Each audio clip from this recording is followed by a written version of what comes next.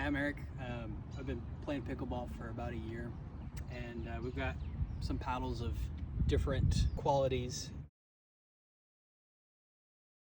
The differences that you'll find between these from the low end to the high end is the control that you get out of the paddle, how well you can control the ball, and how well the ball feels coming off of the paddle. When you hit it, it feels good versus hitting it with a 2x4. Starting on this end, you have a very beginner paddle that you could get for $50. Phantom Onyx Graphite is the one I started with. This paddle has a standard handle length. Usually fits one hand very comfortably. The surface is very smooth versus a rough surface. A rough surface allows you to put spin more easily on the ball. This is very smooth, so it's a little harder to do that.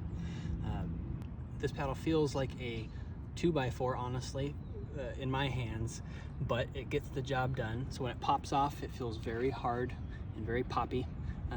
It's like playing with a wooden ping pong paddle. Yeah, that's the equivalent.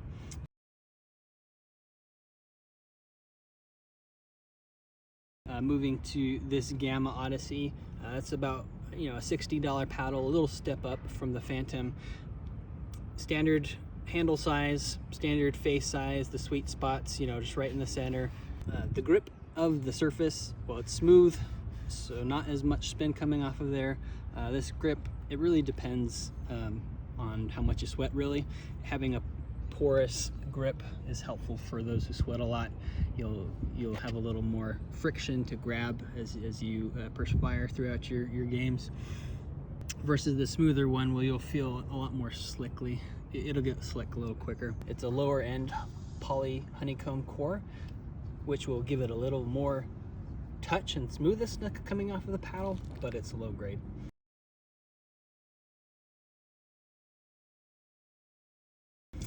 Moving to the low middle tier, up the chain is the Striker 4. This is Onyx's mid-tier paddle, the one I moved to after the Phantom and the Gamma. This paddle has a little more touch. You can feel the shot feels smoother coming off of the center. The sweet spot's just a little bigger, despite the paddle face being smaller. That's something to pay attention to, is paddle face size. A larger paddle face will give you more forgiveness. It doesn't necessarily mean the sweet spot on the paddle is bigger, but it can help you reach those shots a little better. The grip is smooth, so perspiring definitely affects me more on this one. And this surface is a little bit more rough, so it's very good at providing spin on the ball to switch up my shot variation to my opponent.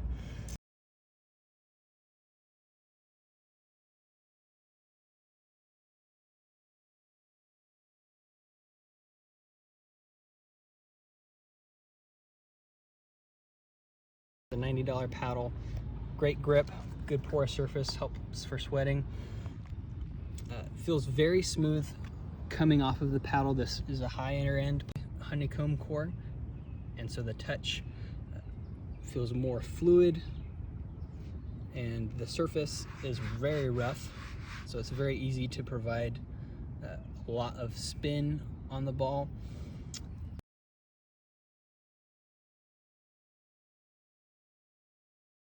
This is the higher end, one of the higher end paddles, Selk. They're one of the leading makers of pickleball paddles in the market. This is specifically their Vanguard Mach 6 model. It is notably has a longer handle, so this is more comfortable in the hands of a tennis player. It's, you have about a full inch there. The grip, very spongy, very nice, and you can always change up your grips by buying different grips. It's polycarbonate honeycomb core as well, of the higher quality among pickleball paddles. The sweet spot's, not huge, it's just about here, but it feels very controlled.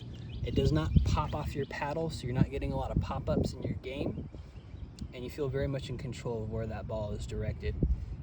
I only recommend buying this when you're ready to step up your game and drop $200 on a paddle. You can find some sales and maybe get it for $150 somewhere, but the surface is about mid roughness, so it allows you to put a little bit of spin on the ball. But